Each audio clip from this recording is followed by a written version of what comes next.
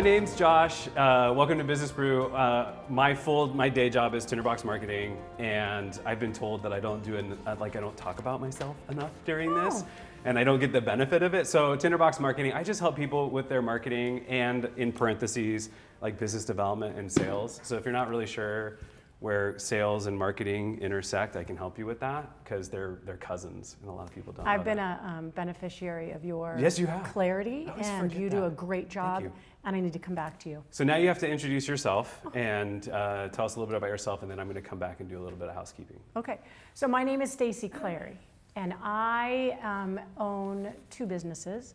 I own a production company called Hold On Now, and you've got the little tchotchkes that I gave you that are little ideas that I share with my clients for retention purposes and then to be thoughtful and stay connected with them. And then during COVID, I decided to renew my real estate license, residential, and I'm at Century 21 Butler and Associates.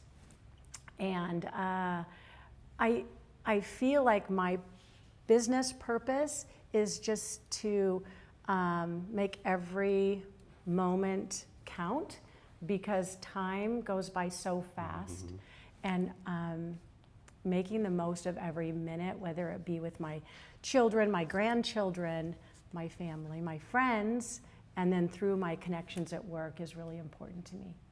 Nice. Yeah. All right, so before we dig in, you already know what question's coming, so that's okay. Oh, yeah. So I have some thank yous. Nathan is with Slab Visuals, so Nathan provides us the ability to stream this on LinkedIn. We also record it, so every one of these is available on YouTube and has been since like 2020 at the start of the pandemic. So if you want to go back in time and watch any of these, you can. So round of applause for Nathan, he's awesome. The coffee's from Brew Peddler, and they have a mobile coffee cart. You used to be able to find them at a lot of farmers markets.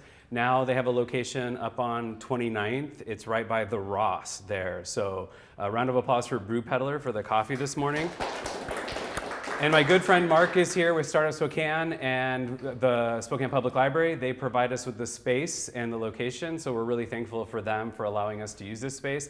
The Hive is a location that anybody can reserve, so it is a free event venue.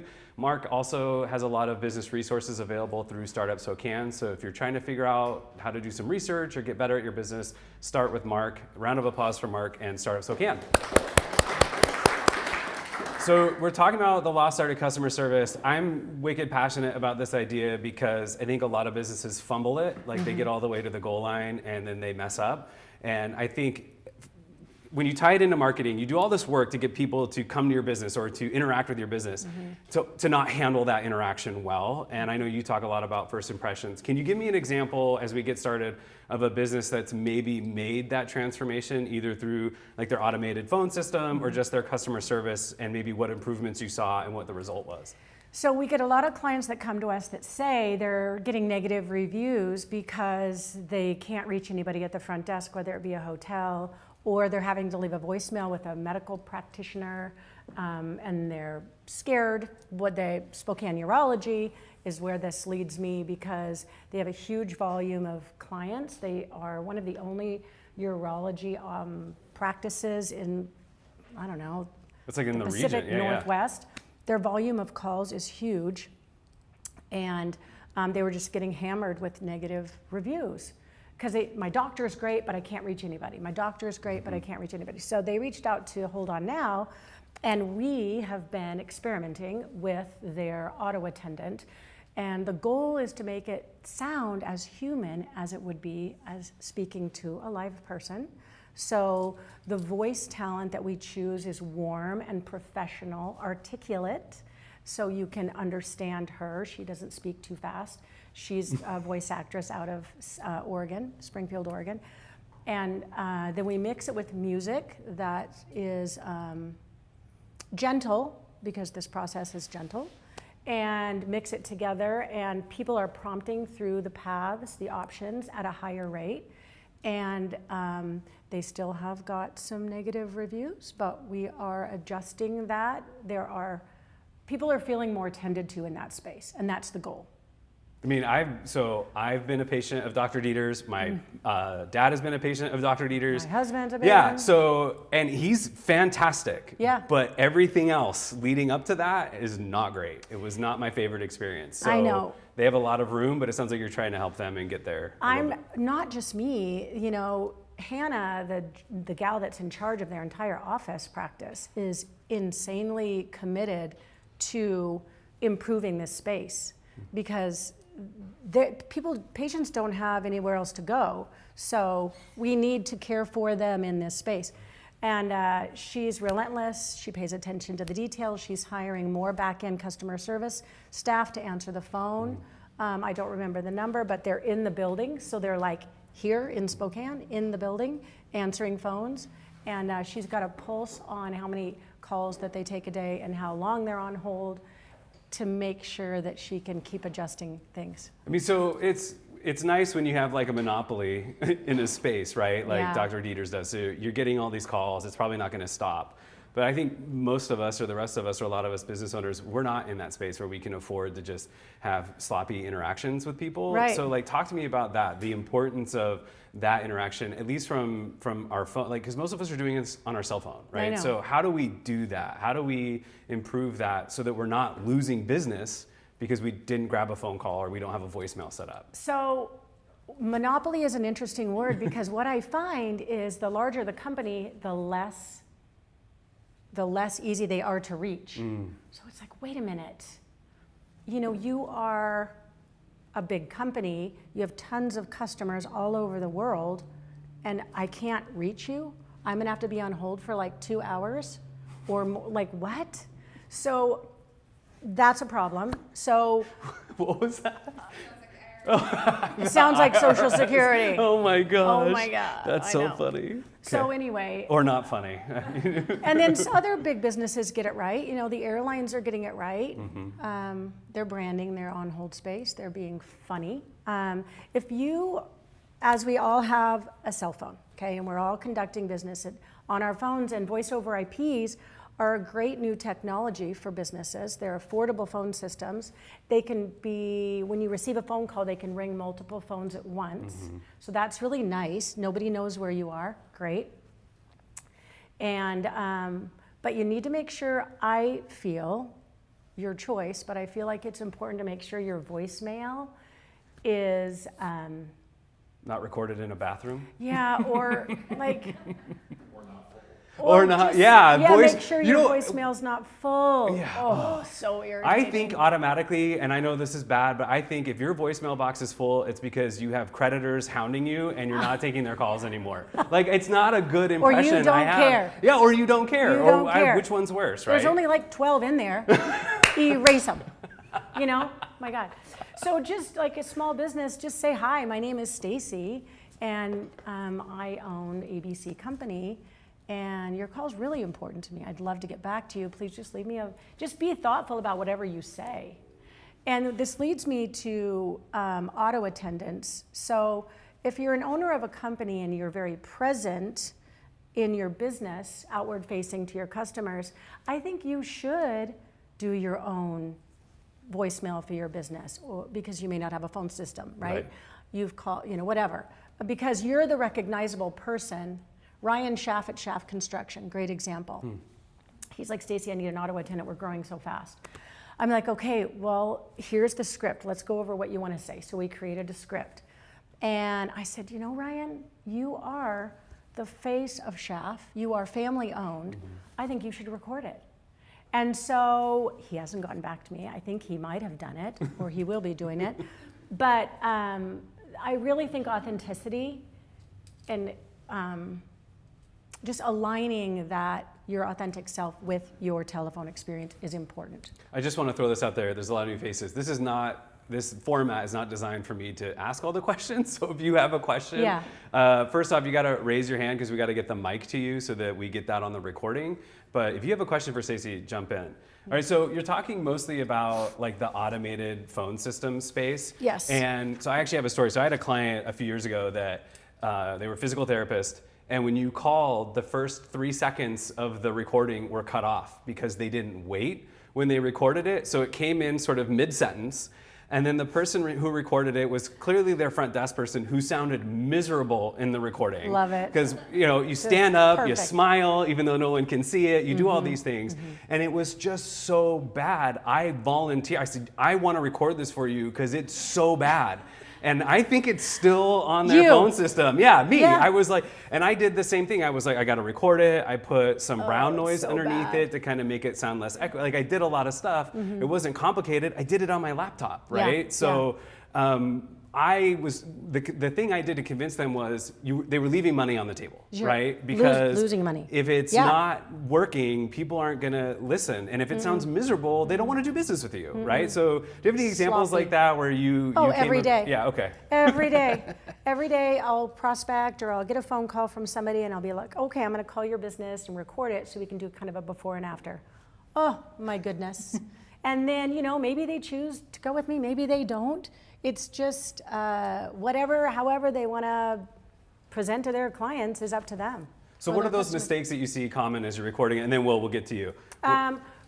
Telephone vendor installs a new phone system. He does the voice of the pediatric dentistry office. So the person So he's- installing it does the Does it. recording. So he's a man, he's husky, and he's a technology guy, so no, nothing personal with regards to technology guys.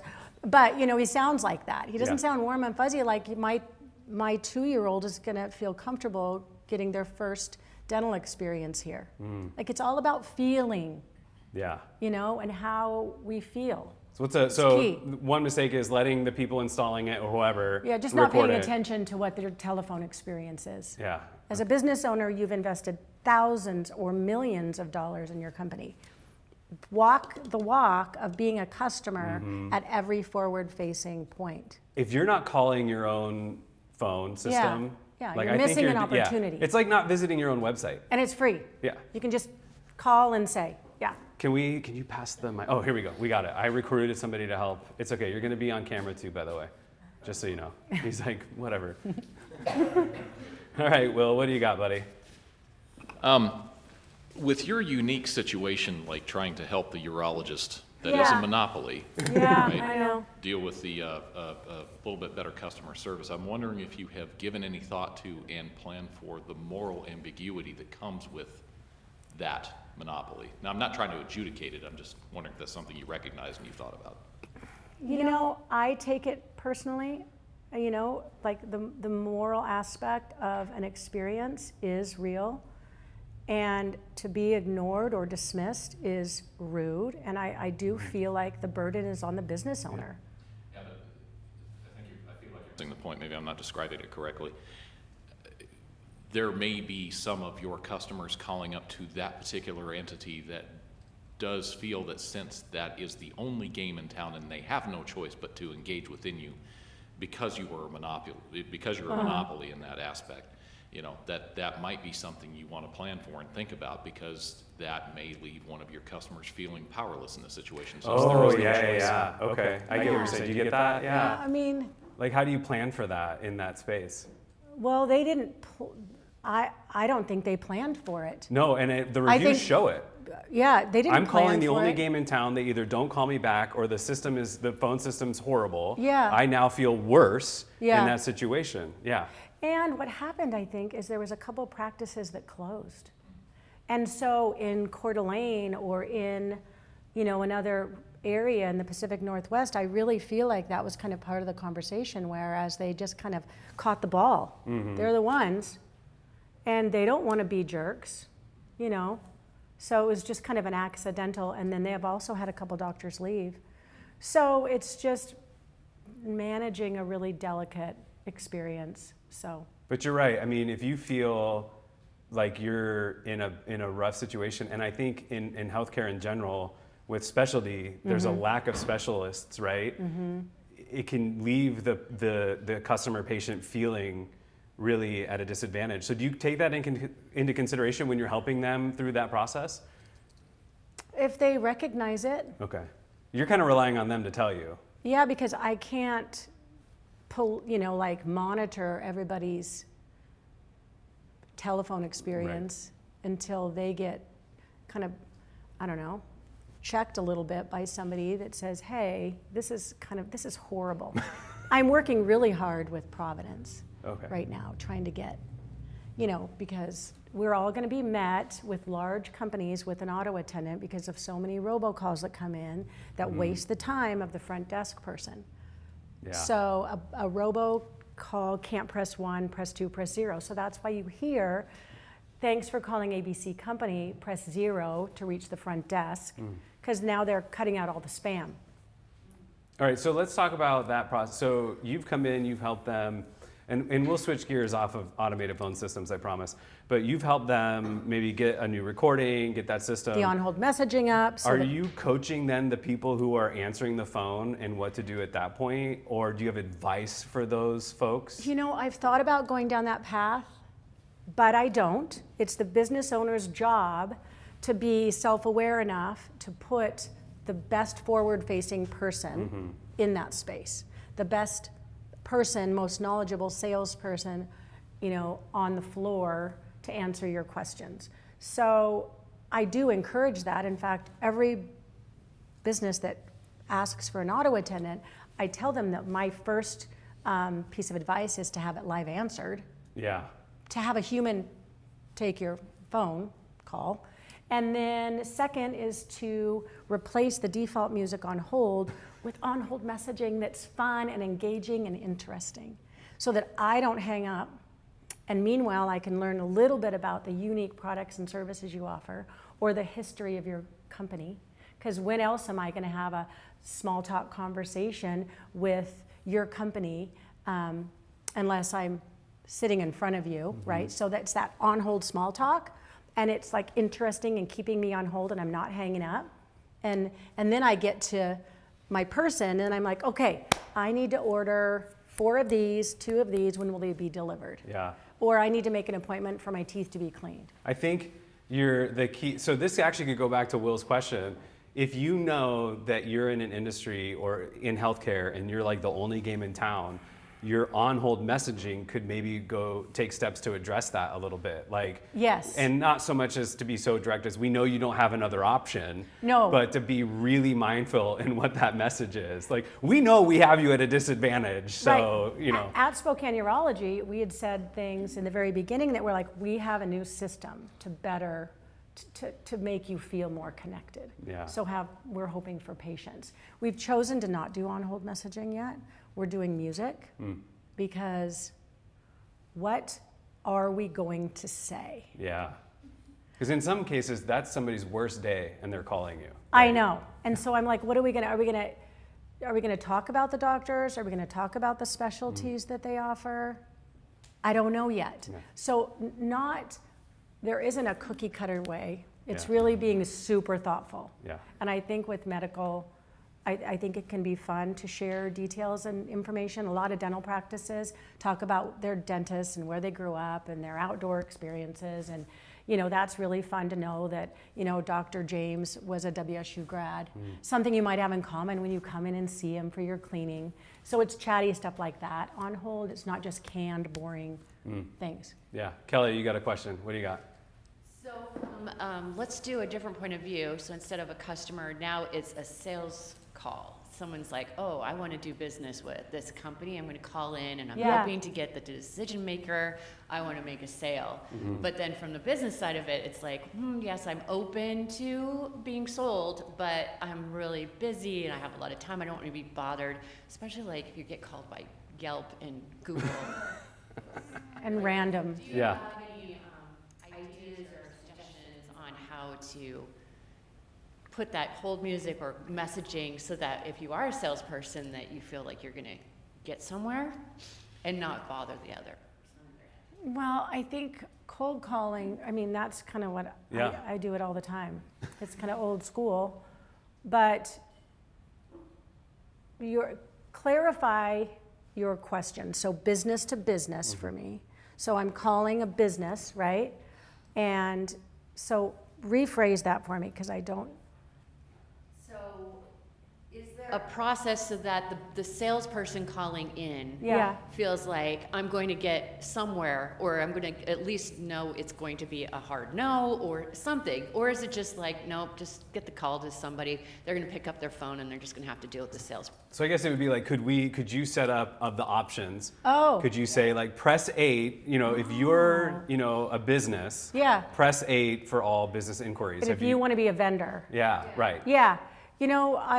I haven't done that very often, but I called a local, like a Pacific Northwest hotel chain, and they had an option for that. My advice, old school, is to get to know that receptionist or press that sales department, press 1 for sales, to get that energetic salesperson of which you have something in common with, and then go from there. Like, who's the best person? And I think the question is, if you're the business and you know you're going to get those sales calls, then make an option for that. yeah. Or I guess the other option would be you coach your staff and go, we're going to get these calls. Here's how we want you to handle those. And guess what? We want the best vendors. Okay? We don't want to just get bamboozled by somebody that's a good salesperson. Like, we want to have options. Yeah. So I would direct them to a department.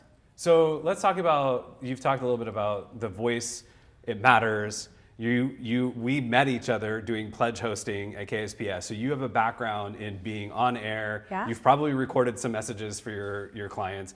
How do we go about making that choice? What are the decisions? How do you make that decision for picking the right voice actor for your system? I think if you have an interest in broadcasting or you have a love of sound, then you might care about that. If you don't, you want to ask somebody else those questions. Like, okay, so I'm opening up a manufacturing company. We're aero, we're aero dynamic. They're a bunch of engineers and CPA people, right? So they are not going to maybe know. So they would just contact somebody like me. I'd give them the advice. If they want to work with me, then I would give them whatever advice they need about voice and music. Yeah. Am I missing it? No, give me like 3 tips that I could do if I am that engineer. How would I go about picking the right voice?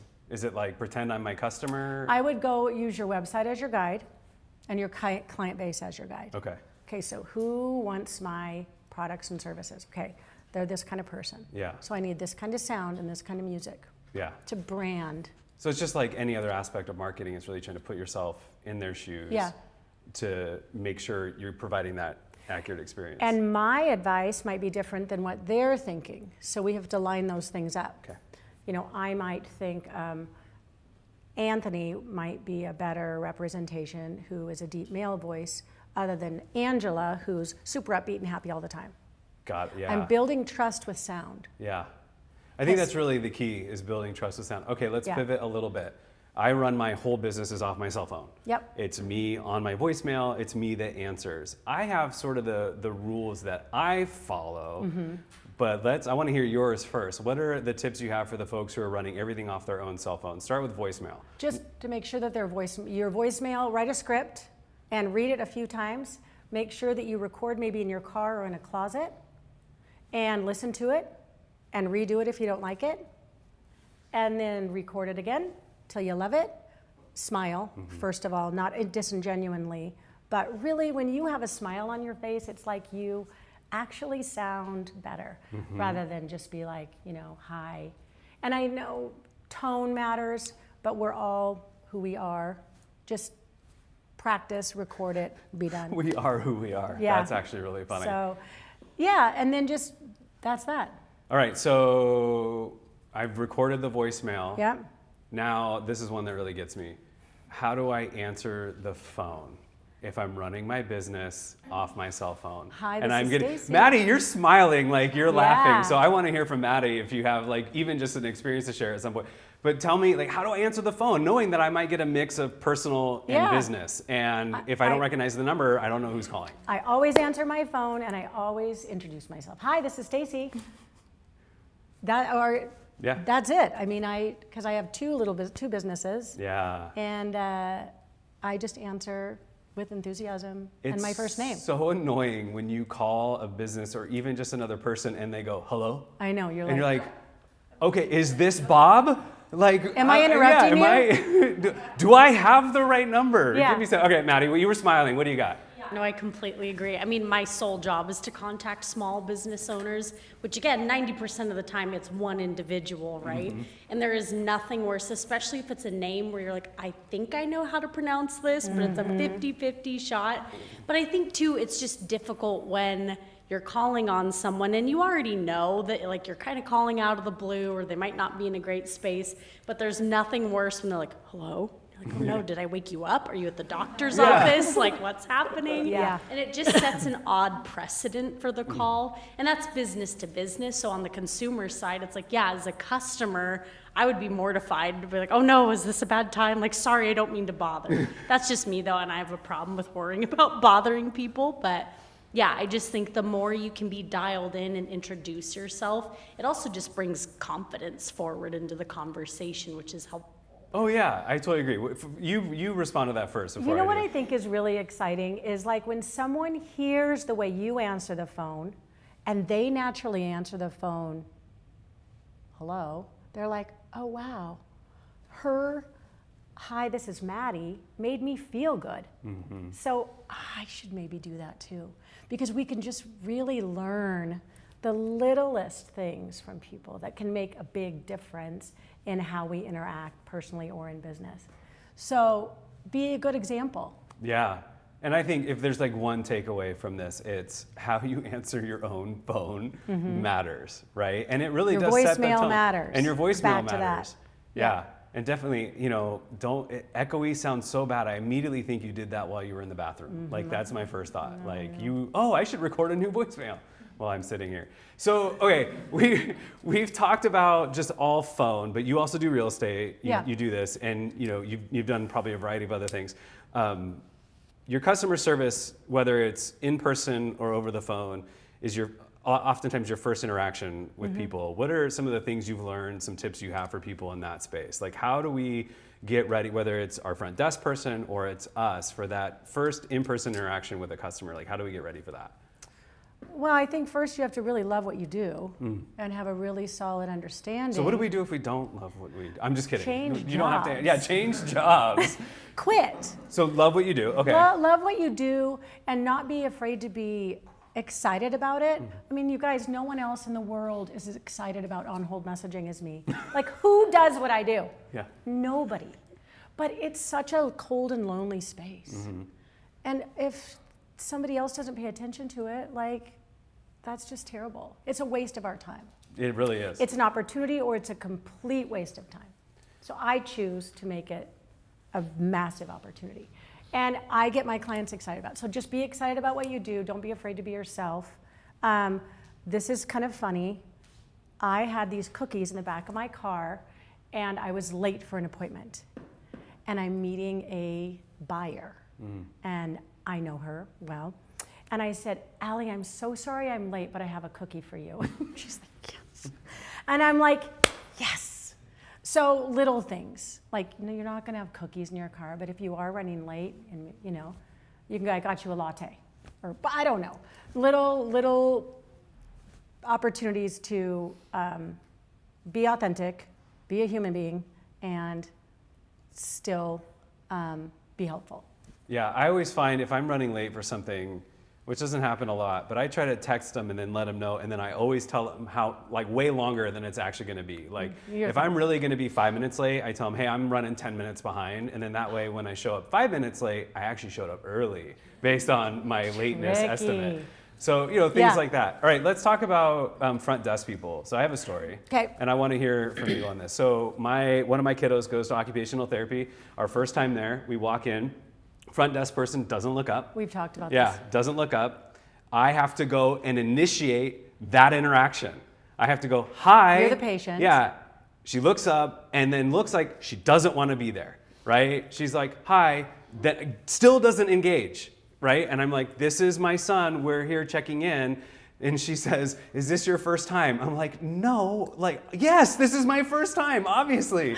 And they clearly put somebody in that role who either isn't prepped, doesn't want it, or isn't the right fit. So Yeah. like, let's talk about that. I really want to be brutal with this. Back to the beginning of your business. Yeah. Okay, you have a business idea and you're building a business. Your business is built. It's either a website-based business or it's a brick and mortar business. Your website matters. The name of your company matters. The experience walking through the front door matters. So that's just part of your business plan. You can't put him there if that is how they are going to treat your customer. I mean, you can do it all day and you're just going to lose, and you're going to lose opportunities to increase your revenue and build your practice. Right, because I powered through that. We still go, but I can't help but wonder how many people didn't go back, right? So I went to go get little mini donuts for my grandkids at that like Hello Sugar, and when they first opened, it was beautiful and happy and super cool. I went in there, and there's a gal back there who just is looking down at her phone, and I said, "Good morning." She's like, "Hi." And I said, "Is this still locally owned? Like, what the heck's the matter with you?" And she's like, "Yeah, it's still locally owned." And Daniel knows I use people's first names. "What's your first name?" She's like, "Liz." I'm like, "Hi, Liz. I'm Stacy." And I'm excited to get donuts for my grandsons. And how does this process work now? Because she's like, You're like there's doing no her oxygen. job for her. Yeah.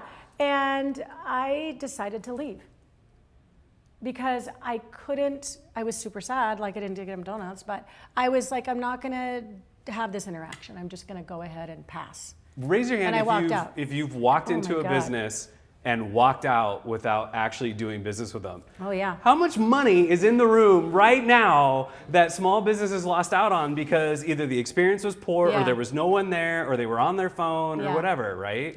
Okay, Daniel, so we gotta get the mic around. And I'm gonna share I don't know how much time we have. You got time. Oh, You got great. plenty of time. Great. Okay, and we'll get you right after Daniel. Yeah, so this is called the lost art of customer service. Yeah.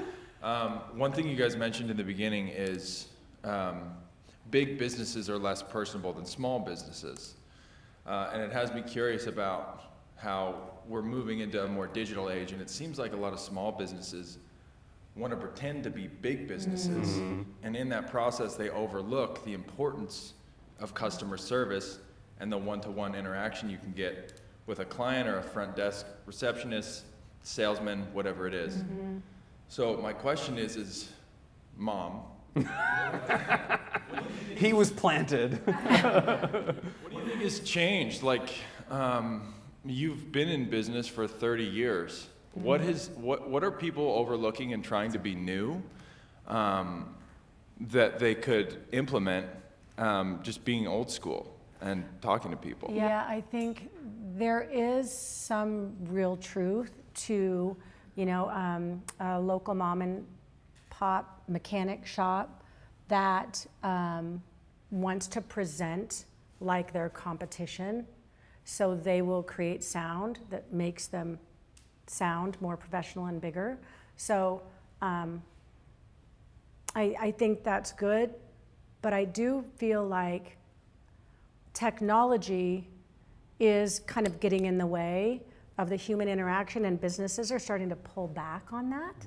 And they're starting to pay more attention because I think since they've installed these systems, customers have said, I feel like you put your hand out. Yeah, so And I mean, you don't care. to Daniel's point, I can automate a message on Facebook. I could have a chat on my website that's AI People or are automated. starting to get and I it. can do all these things to present like I'm a bigger company. But what you're suggesting is that actually, what's changed over time is that that's actually making people feel less close to a business. That's right. And I Okay. think they're starting to go back towards the human interaction. Yeah. Okay. So I think as a competitive advantage, trying to implement world-class customer service does make you different, not just from a national chain or a national competitor, but from any competitor in the space.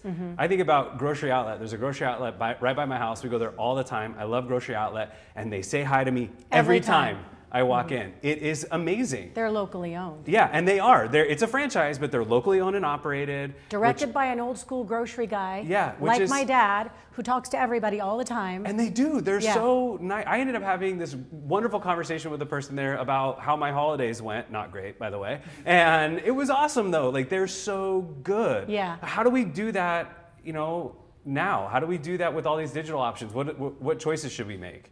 We should put the friendliest person in customer experience spaces. What if it's just me and I'm not friendly? You have to work at being friendlier. You somehow need to just be more aware. So you guys, truthfully, I'm to a lot of a person for some people. Yeah. Like a lot, some people don't. Is that on your card? Hi, I'm Stacy. I'm a I'm lot. But I am, like, I have a lot of energy. I wake up like crazy person. My husband's like, oh my gosh, you in the morning. But I'm really excited most of the time. And that doesn't always translate with people that are a little more reserved and super amazing listeners rather than talkers, because I need a better balance of listening. Yeah. See? I know. So I can be received as too much. So there's a It's a pendulum too, right? I can Yeah, either you've be too gotta reserved or too outgoing. Yeah, All right, I want to make sure we get to Victor's question. Do you have the mic, Victor? Okay, what do you got? Thank you. Stacy, I had a quick question for you. It's, I understand, AI, like Josh is mentioning, I think is causing, AI could be a detriment to human interaction. And I think that's what has been happening during the last years. You find younger people going to store, they don't even look at you, and then you have to say, hey, do you work here? I know. Before you can get some questions. But aside from that, my question is, what do you think of phone calls that a person tries to reach an entity and they say, oh, a voice answers, of course, a recording, and says, if you want this, dial 1, if you want this, dial 2, and then pretty soon they are up to 8. By the time you get to the 8, I thought, well, I think I wanted 2 or 3, but now I have to You have to hear it again. I know. What do you think of that? Yeah. I know. Is there like a That's limit? kind of the coaching process too. Like, do you really need every single department in your hotel? Lost and found is a good one. But, you really don't. I would rely more on the 0. And you know what? Some companies put 0 at the end of the 8. When I'm going right to 0 first thing. I mean, we all know what to do. But yeah, that's too long. That's rude. Yeah, I think So so when I have clients that are really set on like their website and they have their heart set on like this one page that they swear everybody looks at, but then you get into the data and nobody looks at that page and they're prioritizing. Do you get any data in your system? Can I tell how many people press 8 or press whatever? the phone system does have the technology on the back end. I don't. But the phone systems that are implemented can. They so, can, yeah. I mean, definitely look at that, right, Victor? I would look at that and go, no one presses 6. Why do we even have this? Remove 6. Yeah. Well, or you could just, 8 is too many. Yeah, 8 is definitely too many. Yeah. That's too many options on a website. Like, I wouldn't do more I know, than my 7. website is kind of noisy. Oh, well, let's not talk about it. Yeah. All right, Will's got another question. Oh, Jody, you got a question, and then we'll get it to Will. Yes, I do. So, on our personal business, my wife and I run a boutique investment advisory practice. And I spent the first third of my career with some of the big companies that everyone loves to hate. And now we have a boutique firm where it's very high consult. The problem is when somebody calls and I'm trying to get this figured out how to do Yeah. it in the voicemail system, they always want to talk to me. I know. They need a form I know. that needs to be emailed to them by an admin staff, but they've buried so much into me with their family and business situation, they don't even want to talk to my staff anymore. How do we integrate that into a positive experience through the voicemail system? Do you have a voicemail that answers your phone? No, I used to, but I wasn't doing it right. What do you have now? Now I just use my cell phone. And So they call your cell phone? they call, yeah, they call And then my they cell leave, so they're calling your cell phone. Yeah, because it was kind of getting to be a waste. I was doing this whole round robin and ending up doing the customer service anyways. oh my gosh, there's a Airbnb company that's locally owned and operated. This might be expensive, I don't know. But Jake somehow did something with his stuff. So maybe he got a new number or gave his number to this answering thing, and they think they're always talking, customers think they're talking to Jake. And it's actually AI. And it's expensive. But they can say, hey, it's very interactive. I can find out more. So I would say, create a new process, and Jennifer is in charge of my client questions, and Jennifer in your office is going to take care of that for you. Like, how can you take care of me when you're also doing bookkeeping? I would say too, my wife runs a nonprofit gymnastics club, and they just went through Verizon to get a dummy number that then auto dials out, like it rings multiple numbers, but I know they can do a voicemail recording or an automated recording. And maybe it's something as simple as, thanks for calling. The best way I can help you now is to have you go to this link and fill out this form, right? Nick's Boots does this for their clients. They go to this spot on our website and do this XYZ there, and that's where you will be able to find the date at which your boots will be manufactured and shipped, because they're busy making boots. They don't have a lot of spare time. They're expensive and beautiful boots, and so they need to have a process for that. I would say I would want to talk to you too, because you're my investment guy. So I don't know how to immediately help you, but I think that there are things that might be available to you to help give that same level of personal service differently. It would be funny if they called you and you said, hi, this is Jody's AI, and then they interacted with you, because it records it, What do you I'm assuming. need? Yeah. What do you need today? Yeah. I need an intake, I don't know. Yeah. That's where it could be helpful. Yeah. It'd be really funny. All right, Ellie, you got a question. Okay, So. first a personal favor and then a question. Yes. The personal favor is when you have hold music, don't let it circle to a point where it sounds like somebody's picking up the phone. Oh, like it clicks and resets, Yeah. and then you think they've answered the phone. Did you just hang up? Yeah. No, it's bad. No. Okay, my question is in the same vein. So Yeah. being in real estate, I serve my sphere, so they might come from anywhere to try to reach me. It could be Facebook Messenger, Instagram, email, voicemail, text, and sometimes it's hard to kind of stay on top of all those and make sure that they're getting prioritized and that questions are getting answered. Do you have a solution for multiple channels like that? No, other than just kind of brainstorming through with someone. Because we don't know what resources are out there. We don't have time necessarily to research them. Oh yeah, I mean, people will, if they're on Facebook and that's where they found you, that's where they're going to message you, right? Find me anywhere, Yeah. it's also sometimes making sure it's prioritized and caught in time. And it's a legitimate human being, because as in real estate, there's a lot of people that are not honest. I think the takeaway from that is or that they like, can be dishonest. yeah, is really good customer service is going to be time consuming. Time consuming, yeah. Tending to the needs of your customers in a meaningful way is time consuming. Because you're right, you don't want to risk not letting them message you, but you also don't want to risk an automated message turning them off too. I know. Yeah, honestly, sometimes there's just not going to be good solutions, I think, other than it's going to take you time. I'm Yeah. saying that for you. I I jumped agree. in for you. Sorry. No.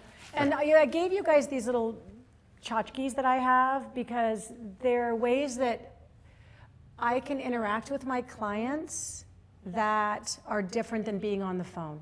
So if I'm on the phone talking to a general manager of a hotel and I learn that, something sad just happened, then I send them the Holding Helps postcard, inexpensive to make. If I hear that they've got the flu, sorry Josh, I didn't send you one. Yeah. But then I send them a get well soon, or if they've recently had surgery and they're recovering, and then just the thank you note. So those have been very well received, and they're just touch points for retention that put us in places that don't take up a lot of time. So, and then that's all. I just wanted to say that those are helpful. Will, what do you got? A lot of years ago, I was a contractor, and I learned very quickly that there are some customers that are not a good fit. So I was just wondering if you have any thoughts on the fine art of firing a client. That is a good customer service question. Yeah, I haven't. I must say, I haven't fired a client, but I've been okay if maybe they didn't pay me and I couldn't collect from them, and I decided to just let them go. Like, I'm not going to put my effort into this. You're not considerate of my time. So, yeah, I haven't necessarily fired a client. Can I ask a clarifying question or two? Is it at the beginning of the relationship you realize it's not a good fit, or is it like during the process you realize it's not a good fit? Like, where was your mind at when you asked that question? Just so, because I think I might have an idea or two. Well, it was actually all over the board. You know, sometimes it was the beginning of the relationship, sometimes midway through, sometimes after a couple of checks bounced, you know, those sorts of things. So it could be absolutely anywhere, from personality conflicts. And, you know, clearly, like a Hanlon's razor situation applies. Early in the relationship, if I feel like it's not a good fit, a lot of times what I do is I try to find a way to politely and gently refer them somewhere else. And I just tell them, I think this is a better fit for you and what you're looking for. If it's during the relationship, what I have found is just start by asking questions, because honestly, they probably feel it too. And so I just go like, how do you think things are going? And then they'll go, actually, I think they're going horribly. And then they fire you. And you're like, hey, I got right. It's like, it's kind of the equivalent of what we used to do when we were younger and dating, and you just like cold shouldered them until they broke up with you. But you're trying to be a little bit more proactive than that. Just a lot of times asking questions for me can get things figured out. And then sometimes it's just going to be, they might be oblivious, and you just have to have a hard conversation. And I've done that before, where I had to go meet with a client and tell them, I don't think this is working anymore. I love you as a person, but I can't work like this, and we're just gonna have to call it a day. Like, and that's just, there's no other way around it. And I think that comes with maturity. Oh, I mean, thanks. The 20-year-old, 25-year-old me wouldn't have done that. I'd have tried hard and, you know, wanted to be the best for them. Yeah. Twisting myself up because we can't communicate. So, yeah. I want to ask one last question. We're kind of getting to the end of this. Yeah. And if we get another one, that's fine. I want to make time for that. So we've talked a lot about like, how do we put ourselves in our customers' shoes? How do we do that? Have you encouraged people or given the advice to have themselves secret shopped? Like, just have a friend or a family member interact with their business in a way that, especially if it's not you, it's your employees. Like, I think that would be a great way to learn what it's like to interact with your business, especially if it's your grandma. I feel like if your grandma can't figure it out, it's probably too hard and you need to make some changes. So I would like to do that more often, like with my experience in this small little donut shop. I was so frustrated. I would have liked to call the owner. I just don't know how that would have come across. Oh, totally. That is the risk you run. But I'd like to maybe put messaging out there that's like, call yourself, know what it's like. And I have put that out there. Maybe my language hasn't been right because people still don't get it. But you really do need to experience your business experiences. Yeah. You know, it's so easy. It doesn't cost you a penny. It's just the simplest things in the whole world. So it's easy to kind of look at your own stuff and go, yeah, no, it works because you get it and it makes sense. But definitely asking maybe the most honest person you know to interact with your business might be helpful. They're like, I have no idea what you're selling. No, and I actually really haven't done that. I mean, if you think about it, you know, how easy is your website to navigate? I don't know. It was really hard to make it. Consumed so much time. Yeah. You know what I mean? Yeah. But yeah. And that is the problem too, is you get so invested in your business that when somebody gives you feedback, it's really hard to not take it personally, and it's easy to ignore them and say, no, I disagree. My website's super easy to navigate. I just don't have any clients. Right. I wonder why. Yeah. Yeah. All right, so maybe I do have time for one more question. I want to give resources. Okay, so this is a good one. How do we do this? And we've kind of talked about this a little bit, but Jody, might have a solution that's going to cost some money. What are some like low budget, no budget things that we can do to generate a really good customer service experience? Well, we just talked about it, right? Experience your business experience. Get somebody else who you trust to maybe walk that path. Positive feedback on how it's hard to interact with him or her, but then it also might just be me, right? I guess hire well, use good resources to make sure you're hiring well. I mean, we go back to the voicemail being warm and authentic. Write your script, Yeah, practice yeah, it. Yeah. yeah. I mean, it really isn't too hard to present warmly, however that is for you. Yeah. I don't know. I mean, No, that's good. it should be, it's simple. It's not that complicated. Okay, you brought out a book. You can close it. Oh yeah, I just want you guys to, I listened to this, Unreasonable Hospitality, and it was so energizing and so fascinating and so fun.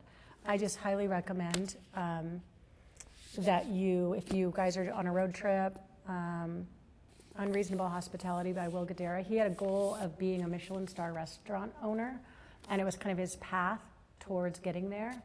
And he's kind of he can be tough and ask a lot of people, but the tips and tricks of giving this level, this unreasonable mode is really awesome. Anything that you feel like you want to do to engage with customers more in whatever way that is, you should do it. And you'll feel better if you try it rather than not try it. The reward will be better. And it's helped me, and I'm kind of out there, so it's helped me even be a little more out there, and it's been really fun. I sent a bouquet of flowers to a client that I've wanted for years, an auto dealership. Guess what I got? A phone call back. She's like, wow. Because I said to Allison, I said, I want to send you flowers. It was so nice to talk to you. She's an executive assistant. And so I thought, I'm really going to send her flowers. And I did. And she's like, wow, Stacy, that was so nice. You did not have to do that. And I'll be talking to our ownership about your services. And I'm like, oh my gosh, even if they say no, she's going to remember that. Like teeny little things. As you were saying that, I thought of something, like one last maybe bit of wisdom, and I want to hear your thoughts on this. If I were really trying to figure out how to present a really good customer service experience, one, I would look at the competition and see what they're doing. Like, what is it like to interact with their business? And look for gaps. Like, how could you do something better than what they're doing? And then I'd also just think, what are the times that I felt really appreciated as a customer and when I interacted, and what did they do, and what can I copy from that? Yeah, no, that's really smart. I do know that I have looked at my competitors, and I know that I'm way more engaging than they are. I'm much more fun to work with, and I'm a boutique firm. Yeah. So yeah, that's really important. Or what are reps doing that are different? Yeah. To stand out.